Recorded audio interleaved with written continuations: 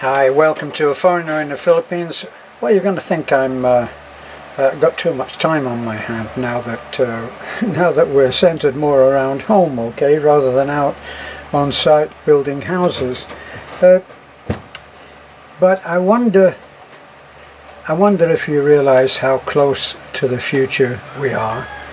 I wonder if you realize some of the strange stuff that's going on that we only thought was invented by writers with too vivid an imagination. What would be your feelings on living with a robot?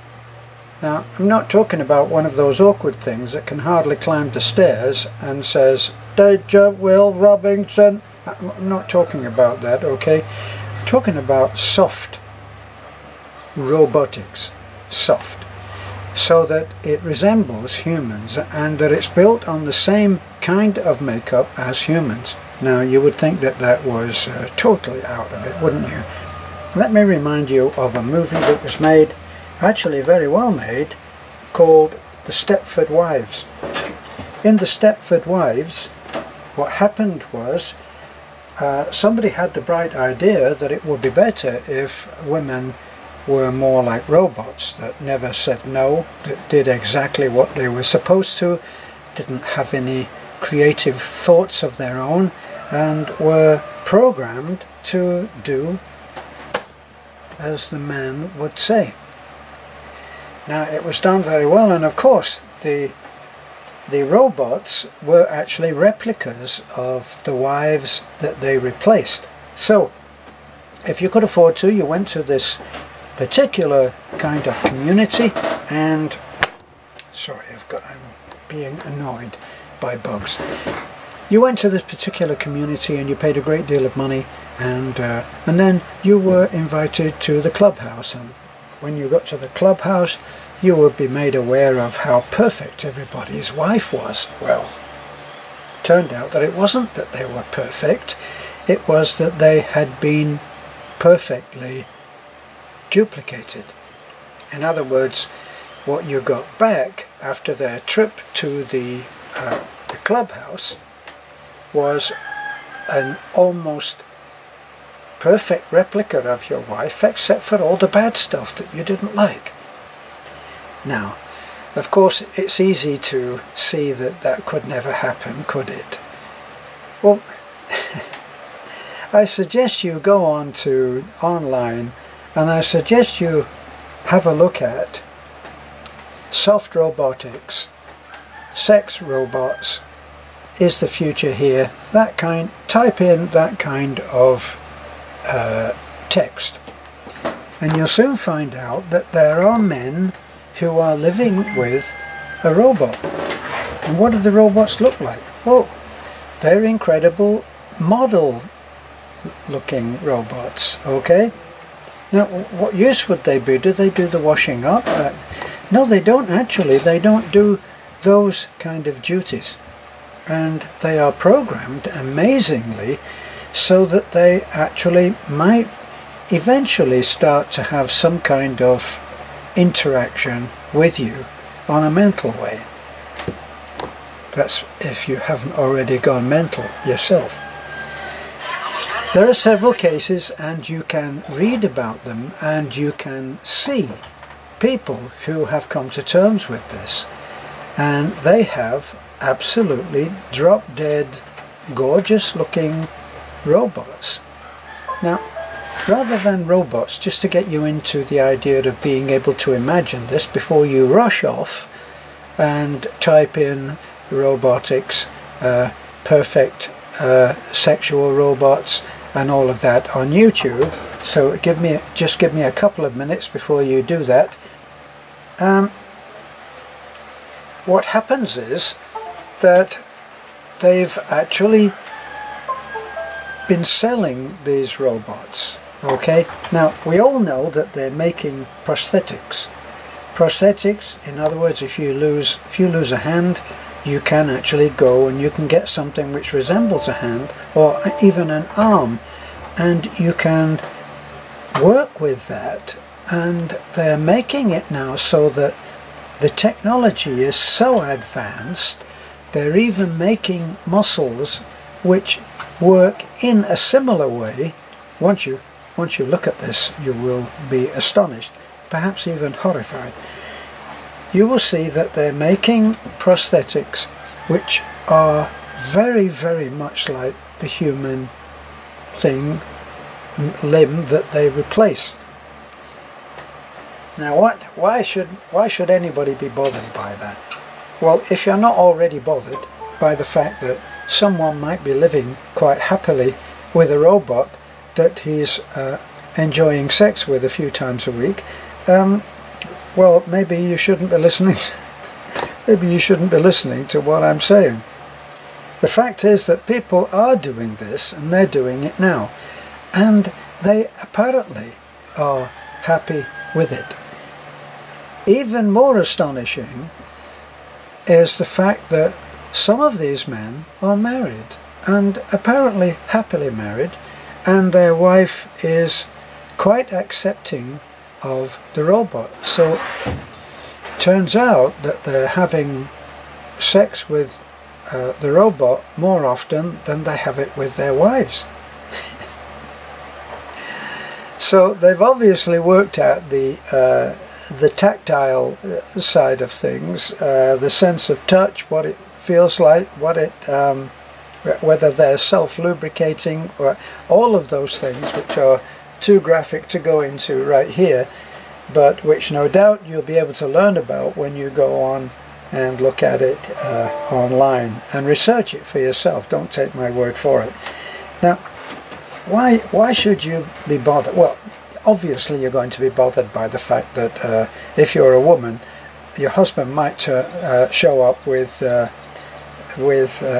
cardboard box that is that is something like 5'4" tall, and when he unpacks it, you get quite a surprise, because in there will be what looks like a mannequin, and when he clicks on the on switch somewhere, I'm guessing somewhere at the back of the neck, because it's under the hair, this beautiful mannequin starts to talk and call your husband honey.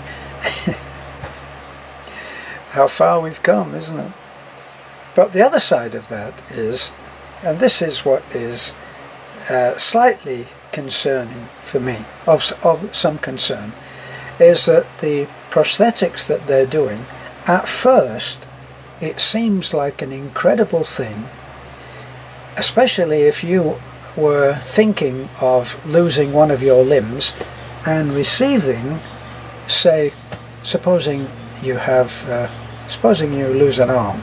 It's quite possible now, with as much mechanics that are in our lives every day, cars, lawnmowers, chainsaws, it's more than possible. Okay, so it's not an unlikely thing. Admittedly, if you're a pen pusher, an office worker, and you never do any lawn work, and you simply get in your car and go home, short of an accident on the road, it wouldn't be happening to you. But you're on the road, traffic is increasing, so not going into being doom and gloom, but there's a possibility that this could happen to you. Now, there's a lot of freaky stuff that goes on with this. I heard, now this is not just in the robotics, and I'm meandering around as I usually do, because one subject always touches on another.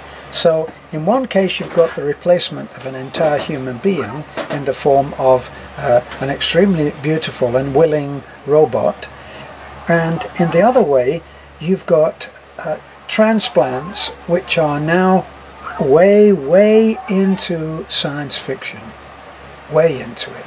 There was a movie that was made with Nicolas Cage and another actor, John Travolta, in which it was called Face Off, and during that, of course, they accelerate everything so that the operation of removing one face and putting the other face on, it all happens in moments, and there's no sign of stitching and no sign of recovery, no bruising, nothing. Of course, no, they just go zip, zip, zip, swap the face over, and everything's just perfect straight away. Well, they are actually doing face transplants. Now, if that's not scary enough, right, they've actually done the first head transplant. Now think about that. Your head on another body. Now, the one that I read about a long time ago was about a woman, can't remember whether this was 2 hands or whether it was 1. Let's say it was 1. Her husband lost a hand, and, no pun intended there, he lost his hand and he had a hand transplant.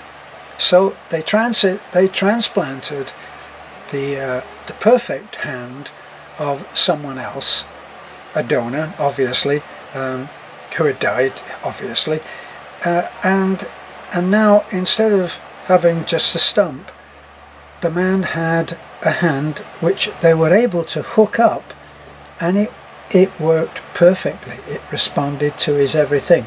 You think about it, while I'm just talking, I'm doing this, and I'm doing all kinds of different complex movements. You know, one of the movements that they were unable to get with robotics was they couldn't get a hand or a robot to hold this so gently that it would not crush it. So what else? Or like this. I got a bundle of papers here, my shopping list for going in, and I'm now looking at holding several things, and I'm doing it without crushing them or destroying them. That's the human hand. Well, the lady in question, who was the wife of this man, actually started to get strange vibes from the hand. So here we are, we had a stump that was like this, and then suddenly we've got a hand. And when that hand moved, this was probably before your time, but they had a horror movie once, and the hand was, I think, was called Thing. The Thing. Now, if you saw one of those, the Addams Family, they had a hand which was totally disembodied. Now, the old horror movie that I'm talking about, the hand actually moved along, and it moved along like a spider, and it could get you and kill you. Right, so it was a horror movie. But it was something of a writing on the wall about what was to come. The woman, in the end, could not bear to be touched by this hand. I wonder why. And that is, isn't that a little bit, and I'm meandering again, isn't that a little bit like the psychic skill that some psychics, some people with extrasensory perception have about an object? Now, in the past, I'm very interested in all things which are extra physical, things which are, if you believe in God, you're already believing in something which is extra physical. If you believe that you are a spirit, then you're already way ahead of the game. If you believe that you travel on to another world, you're already ahead of the game. If you believe there are more dimensions than 3, you're already ahead of the conversation. So, I've been to someone who I wanted him to give me a reading, and sure enough, he did give me a reading, and a very perceptive one, in which he knew more about me than I almost knew about myself. How did he do that? I handed him, what did I hand him? I handed him a watch. I know this is not a watch, by the way. So, it's a circle, and the closest thing that I have to hand. I handed him an object which belongs to me. Right? That's the point. It belongs to me. And when something belongs to you, and it's been held, then it starts to take on something about you. it begins to take on aspects of you which you don't even know that you're imparting. So it's actually very interesting. Now, you go along to one of these particular, I think it's called kinetics, I'm not quite sure.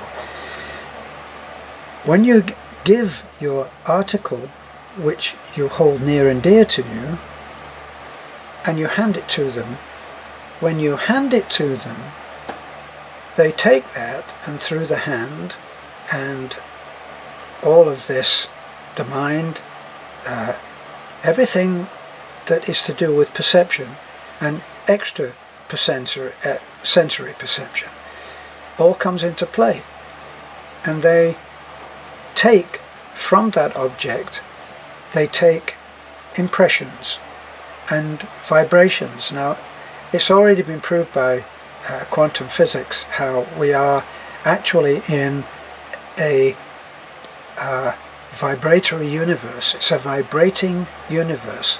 Did you know that they have found that the universe actually pulsates, and it pulsates on and off, on and off. Now think about that before we get too far away from what we were talking about.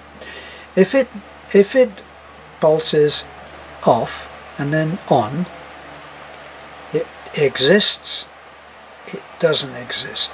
So what about if this is the other side of on? This is our on, this is us. Then we pulsate and something appears somewhere else. So it's going like this. So it's the old thing of there are other places to be than this. But back to our hand and to robotics, which always fascinates me. And I looked at the robotics online, and I'm sure that my wife was walking by and looking at the pictures that were on my phone of absolutely beautiful women. So it seemed. What she didn't know was that they were robots, and it would be, for her level of interest in this kind of thing, it would seem impossible. No, it's a woman. No, that can't be a robot, because a robot is something like you would get putting a car together. So, that given that there are people who are living with robots, and there are people who are enjoying the offshoot of robotics when they think about a hand. Well, you think about, you can get a mechanical hand now, you can get one, and they can hook that up so that the electrical impulses that you would get when you're operating this hand, which is the real one, believe me, and it will work. Whether it's as skillful or not is another thing, but it's better than having Captain Hook on there, isn't it? That's what I would say. But here's the scary thing about that, is that there are people on TED who are demonstrating. One woman has had, from about here, has had a whole arm, and she was there giving a talk, and she was demonstrating her hand, and the hand, of course, is jointed here, and it swivels. It needs to swivel around. You think about how clever your arm is, but your arm has it has two bones which will go like this and will allow your hand to turn like this. While that's happening, those two bones are going like that. So she demonstrated the hand, and just by visualizing it, she spun the hand round 360, and she admitted this is the one that freaks people out the most, and it went and it went round and kept on going. You remember was it The Omen or The Exorcist, where the woman looks and then she turns her head and it just keeps going and spinning around? Right, all part and parcel of the same thing. And here was the point I've been long trying. You'll be saying, oh, finally it gets to the point. She said, that she had come to the point now where she couldn't tell the machine from herself. The machine had become part of her. All of that links in to how we are becoming much more mechanical in our thinking, in our sense of right and wrong. In all of these things would all be to do with mechanics, because the other end of that spectrum, that's going down into being a machine. The other is going up into being an ascended being, which means you would have superior sense of right and wrong, a superior sense of being at one with everyone in the world, in the universe, and being able to work for the common good rather than in a selfish and egotistical way. So going the other way, even if it did mean that you got a hand that would work, albeit a mechanical hand, well, there's a trade-off there, and overall it's actually not a good thing. Now back to the haunted hand. So the haunted hand, just imagine that the man is saying, "Hello, darling," but what she's doing is like this, and she's saying, "Can you get that hand off me?" You can understand that, can't you? You can understand how she would know, and she would not be able to divorce her thoughts from the fact that this was somebody else's hand. She's being touched by someone else's hand. Pretty spooky, I think. Now, what was the end of that story? The man had that hand removed. That was how spooky it felt to that woman, and in the end, to that man. So in other words, he would begin to watch what the hand was doing. And if it went like this, and she would be doing this kind of thing, hold on, and then you'd have gestures of surprise. Here's the hand, surprise, because you are rejecting it. And then when it starts to get a little bit annoyed,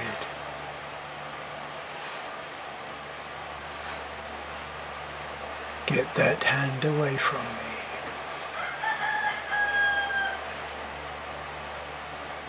Now you're being warned by your own hand.